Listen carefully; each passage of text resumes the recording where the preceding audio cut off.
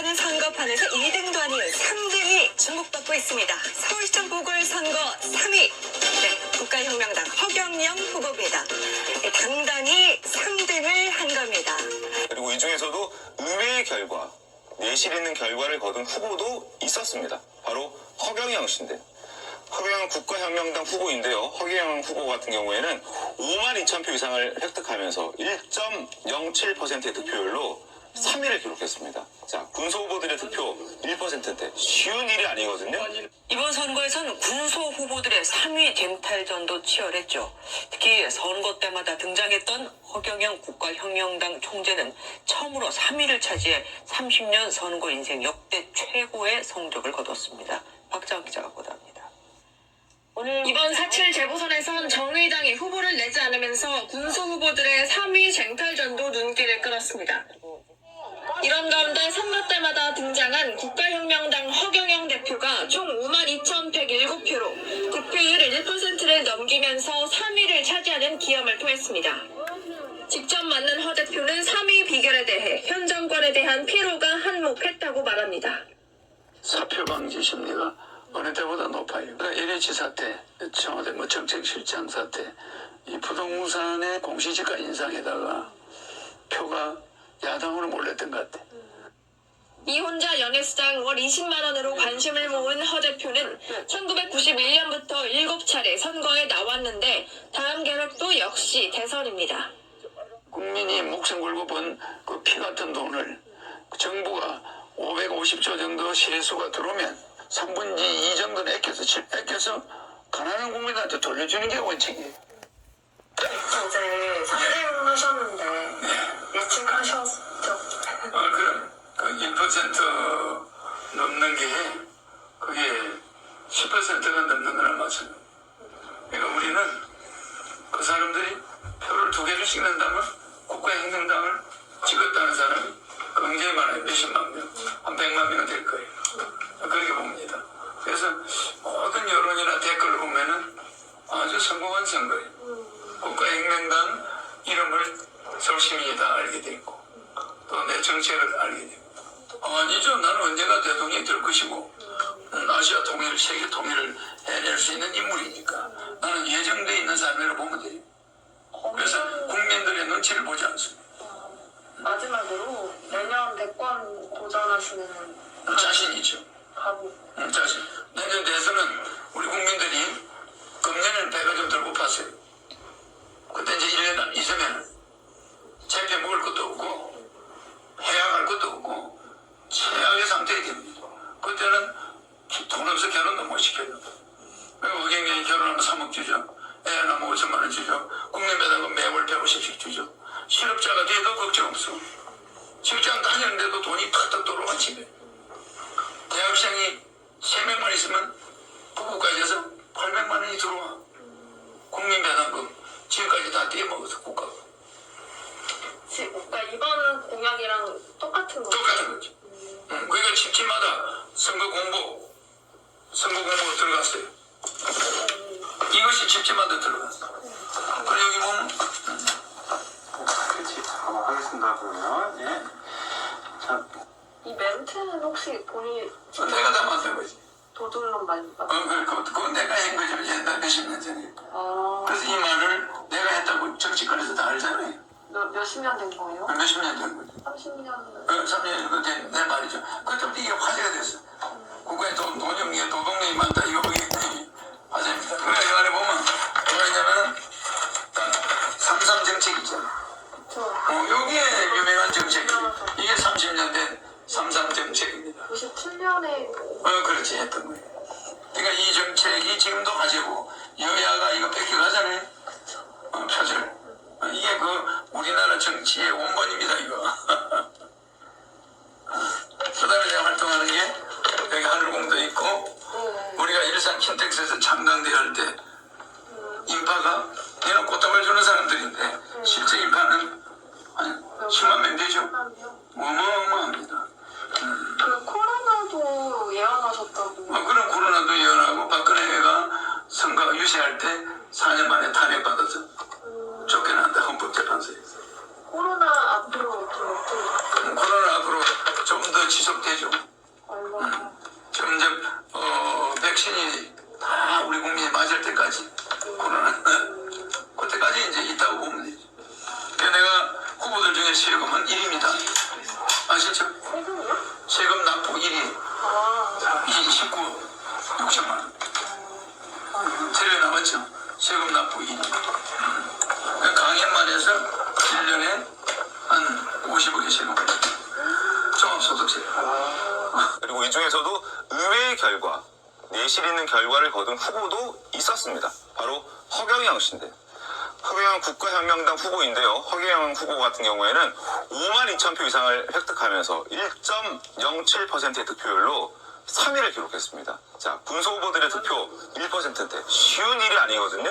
정윤 변호사 어떻게 보셨습니까? 이건 허경영 신드롬이라는 게 과거에 있었지만 신드롬까지는 아니어도 정치의 어떤 염증을 느낀 분들이 상당히 선택을 한 부분이 있는 것 같습니다. 네. 1%대의 득표율이라는 건 상당히 적은 숫자가 아니거든요. 그럼요. 5만 표가 넘은 겁니다. 그리고 진보당이, 그러니까 정의당이 내지 않음으로 인해서, 후보를 내지 않음으로 인해서 3위까지 기록을 했는데, 제가 아는 분도 굉장히 사전투표 때 줄을 길게 서있고 굉장히 노력을 기울이면서까지 본인은 1번, 2번 뽑지 않고 허경영 후보를 뽑았다라고 그래요? 이야기를 하더라고요. 젊은 분이었는데 네. 그만큼 정치 혐오 그리고 염증 그리고 네거티브 강론 울박 속에 그 허경영 후보가 던지는 화두들 나라에 돈이 없는 게 아니다. 도둑이 많은 거다. 이런 게 좀 팍팍 유권자들의 마음에 좀 꽂힌 부분이 있고 그 공약이 굉장히 희화화되긴 하지만 실제로 현실화되는 부분도 많기 때문에 완전히 허상의 후보가 아니구나 이런 인식을 좀 주고 있는 것 같습니다. 그러니까 저희 주변에서도 과거에 약간 허황됐다라는 느낌을 줄 정도의 공약들이 있지 않았습니까? 100만 원 지급한다든지 돈을 준다든지. 근데 지금 코로나 때문에 그렇긴 합니다만 실제로 돈들을 우리가 받고 있기 때문에 이게 현실화되는 거 아니냐 이런 얘기를 있긴 했었습니다. 이번 선거 때 특징을 보면요. 저는 박영선 후보랄지 오세훈 시장으로부터 네. 그 음성 메시지가 있거든요. 안녕하십니까? 기호 몇 번? 오세훈입니다. 근데 박영선 후보나 오세훈 후보한테는 한 번도 받지 못했어요. 근데 허경영 후보로부터 제 전화가 어떻게 갔는지 모르겠지만 네. 한 5번 이상 받은 것 같아요. 그래요? 그래서 저는 딱 보면 안녕하십니까? 기호 몇 번 허경영입니다. 이렇게 얘기하는 거예요. 네. 그래서 선거를 굉장히 열심히 하고 있구나 이런 생각을 했어요. 알겠습니다. 자, 허경영 후보의 파격적인 공약, 화제가 되기도 했던 그 파격적인 공약 영상으로 한번 보겠습니다. 국가에 돈이 없는 게 아니라 도둑놈이 많기 때문입니다. 서울시 예산 70%를 삭감합니다. 전략에서 70%를 국민 18세 이상 1인당 150만 원씩 국민 배당금으로 서울 시민한테 돌려드릴 겁니다. 직장에서 쫓겨나와도 국민 배당금 150만 원씩 나온다. 부부 300만 원 나온다. 그냥 불안하지 않고 이웃끼리 웃으면서 살 수 있는 그런 사회를 만들어주게 합니다. 자, 이러한 파격적인 공약들이 통했다고 봐야 할지 아니면은 정말 일각에서 얘기하는 것처럼 국민들이 이런 아주 오래된 정치에 염증을 느껴서 차라리 허경영 후보에게 표를 주겠다라고 마음을 바꾼 건지.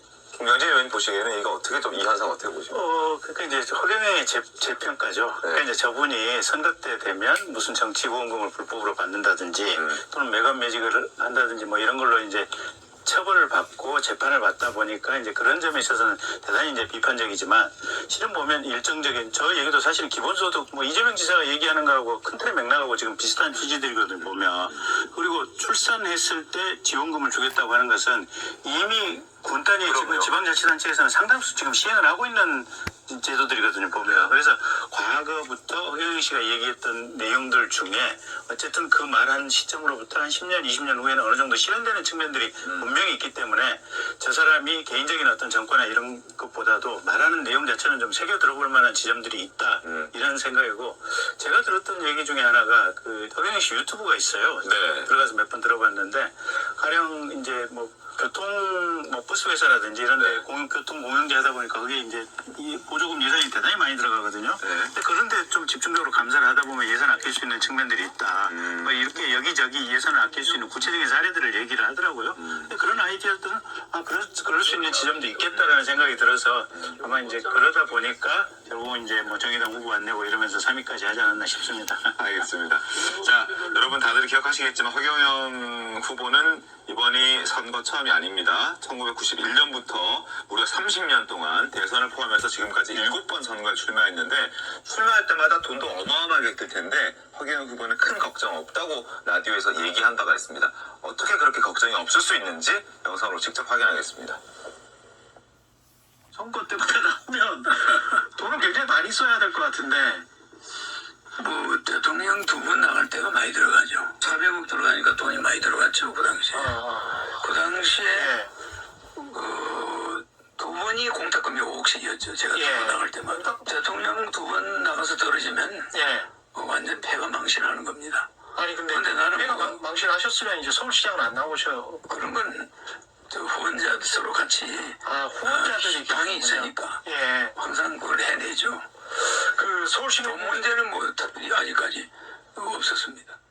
한 걸음 더 친절하게 김소연의 백브리핑 시작합니다. 첫째 브리핑, 기록 경신입니다.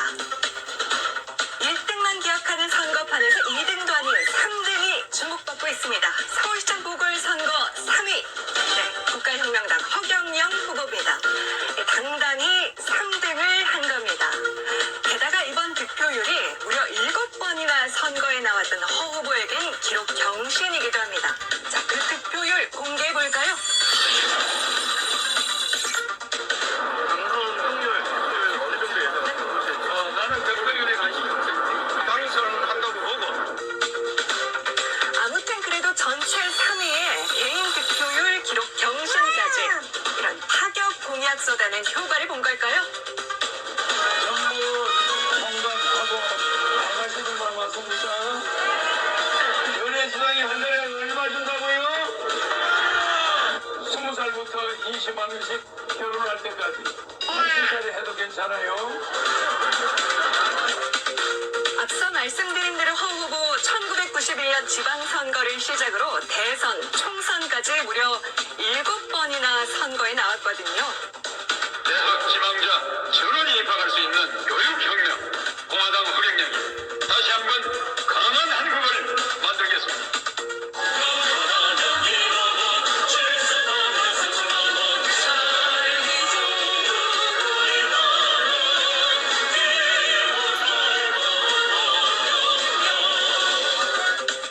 그 6전 7기 끝에 얻은 마의 1% 돌파인 겁니다. 하지만 일각에선 허 후보의 득표를 두고 정치의 희화화를 걱정하는 목소리도 나옵니다. 그래도 허 후보 그러거나 말거나 선관위와 언론 때문에 내가 3위에 그친 거다라고 주장하면서 내년 대선 출마까지 또 시사했다고 하네요.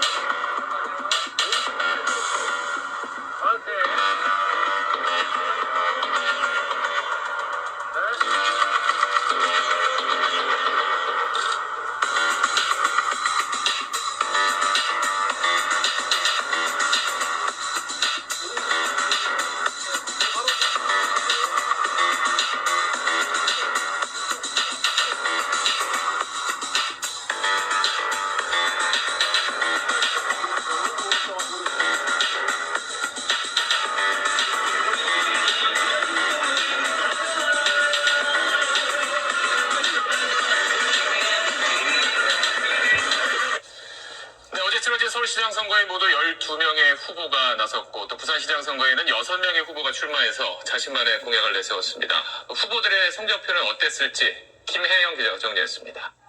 국가혁명당 허경영 후보는 서울시장 선거에서 5만 2천여 표를 얻었습니다. 1, 2위를 제외한 나머지 10명의 후보 가운데 유일한 1%대 득표율입니다. 이번 선거에선 미혼자에 매월 연애수당 20만 원, 결혼, 주택자금 1억 5천만 원 지급 등 2030 세대를 겨냥한 튀는 공약을 내세웠습니다. 실현 가능성은 의문인데도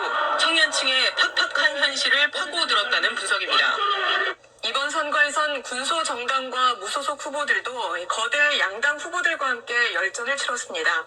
이들의 성적표는 어땠는지 김혜영 기자가 보도합니다.